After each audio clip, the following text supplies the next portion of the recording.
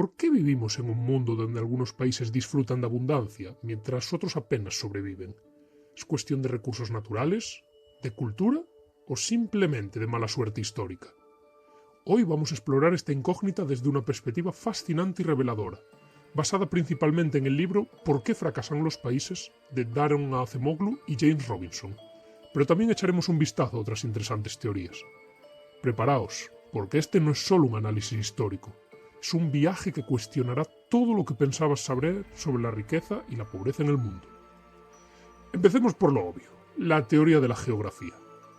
Un argumento muy común sugiere que los países ricos están donde están porque tienen climas favorables, recursos naturales abundantes y suelos fértiles. Parece lógico, ¿verdad? Así, Europa Occidental, con su clima suave y sus costas accesibles, sería un ejemplo clásico. En cambio, regiones como África subsahariana o América Central enfrentarían barreras como enfermedades tropicales, climas extremos y suelos menos productivos. Tiene sentido, ¿no? Pero aquí va la gran trampa. Si la geografía fuese la clave absoluta, países que comparten climas y recursos similares deberían tener desarrollos parecidos. ¿Por qué entonces Haití y República Dominicana, que comparten la misma isla, son tan diferentes? ¿Por qué Corea del Norte y Corea del Sur, con una geografía idéntica, viven realidades económicas opuestas? Otra explicación popular es la teoría cultural. Max Weber, uno de los padres de la sociología, argumentaba que la ética protestante, basada en el trabajo duro y la disciplina, era clave en el desarrollo del capitalismo en países como Alemania o Estados Unidos. Desde esta perspectiva, algunas culturas estarían predestinadas al éxito económico, mientras que otras estarían atrapadas en sistemas de creencias que las frenarían. Es decir, habría culturas que favorecerían claramente la riqueza, mientras que otras la frenarían. Pero si este fuera el caso, ¿cómo explicamos el rápido desarrollo de países asiáticos como Japón, Corea del Sur o Singapur, que no tienen raíces protestantes? ¿Por qué países con historias y religiones similares como Egipto y Turquía tienen economías tan diferentes? ¿Y qué decir de países como España o Italia, con largas historias de corrupción política y cultura católica, pero que son mucho más prósperos que muchos países protestantes de África subsahariana? Algo más está ocurriendo aquí, algo más profundo que la geografía o la cultura. Aquí es donde entran Acemoglu y Robinson con su obra maestra, que les acabaría valiendo el Nobel de Economía. Según ellos, la verdadera razón por la que algunos países son ricos y otros pobres radica en sus instituciones. Tendríamos dos clases de instituciones, las buenas o inclusivas y las malas o extractivas. Las instituciones inclusivas son aquellas que promueven la participación de la mayoría de la población en la economía, protegen los derechos de propiedad y fomentan la innovación. Estas instituciones generan un círculo virtuoso donde los ciudadanos tienen incentivos para trabajar, crear y mejorar sus vidas. Por ejemplo, en los siglos XVII y XVIII, Inglaterra y Países Bajos adoptaron instituciones inclusivas que impulsaron el comercio y la revolución industrial, marcando el inicio de una era de crecimiento sin precedentes. Por otro lado, las instituciones extractivas son las que concentran el poder en manos de unos pocos y están diseñadas para extraer recursos de la mayoría de la población. En estos sistemas, la corrupción y el clientelismo son rampantes, y la innovación suele ser vista como una amenaza. Un ejemplo de esto sería el Congo durante el colonialismo belga. Aquí, las instituciones se diseñaron únicamente para explotar los recursos naturales en beneficio de la metrópoli, dejando tras de sí un legado de pobreza y desigualdad. El modelo de Acemoglu y Robinson se ilustra mejor con ejemplos históricos.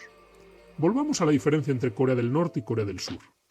Después de la Segunda Guerra Mundial, ambas partes de la península compartían una historia común, cultura y recursos naturales. Pero mientras el sur adoptó un sistema de instituciones inclusivas, basadas en la democracia y la economía de mercado, el norte optó por un régimen extractivo bajo un gobierno totalitario. El resultado no podría ser más claro. Mientras Corea del Sur es una de las economías más avanzadas del mundo, Corea del Norte vive sumida en la pobreza, con ciudadanos sometidos a una dictadura opresiva. Aquí entramos en un terreno incómodo. Según algunos críticos de Acemoglu y Robinson, no son solo las instituciones las que determinan el éxito de un país, sino el liderazgo político. Por ejemplo, William Easterly argumenta que los líderes autoritarios pueden, en algunos casos, impulsar el desarrollo económico si tienen objetivos claros. Singapur, bajo Lee Kuan Yew, es un ejemplo evidente, un sistema político autoritario, pero con instituciones diseñadas para fomentar el crecimiento. ¿Esto significa que necesitamos líderes fuertes para cambiar las cosas? Es un debate polémico, Pero la historia nos muestra que los hombres fuertes no siempre conducen al progreso, más a menudo perpetúan sistemas extractivos.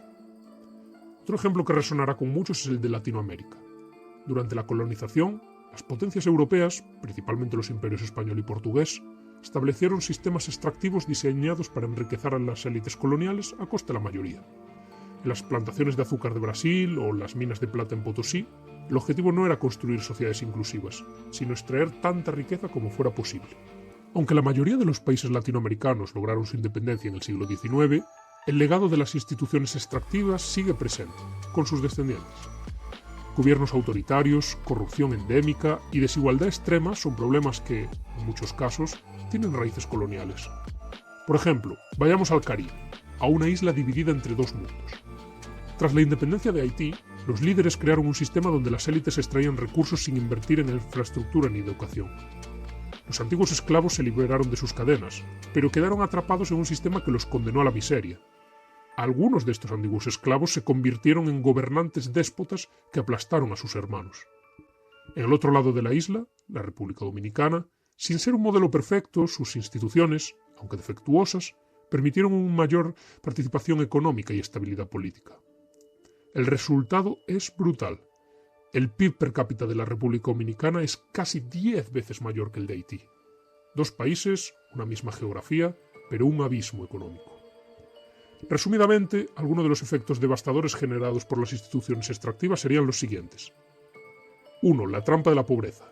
En sistemas extractivos, las élites económicas y políticas tienen incentivos para mantener el statu quo.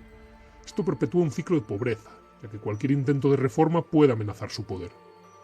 2. Innovación sofocada. ¿Por qué arriesgarse a innovar si las reglas del juego están diseñadas para que nunca ganes? En países con instituciones extractivas, el talento y la creatividad a menudo se desperdician. 3. Violencia y conflicto. La lucha por el control de los recursos y el poder en sistemas extractivos frecuentemente lleva a conflictos internos. África subsahariana, con su legado de colonización y fronteras artificiales, es un claro ejemplo de este fenómeno. Ahora bien, la pregunta: ¿pueden los países atrapados en sistemas extractivos romper el ciclo? La respuesta es un sí, pero con grandes dificultades. Los cambios institucionales suelen requerir movimientos sociales, revoluciones o intervenciones externas, y el camino hacia instituciones inclusivas está plagado de obstáculos. Aquí es donde entra el papel de la sociedad civil. La historia demuestra que los movimientos sociales, más que los gobiernos, son los que impulsan los grandes cambios institucionales. Desde el movimiento por los derechos civiles en Estados Unidos hasta las protestas recientes en Sudán. La presión desde abajo es lo que realmente transforma los sistemas.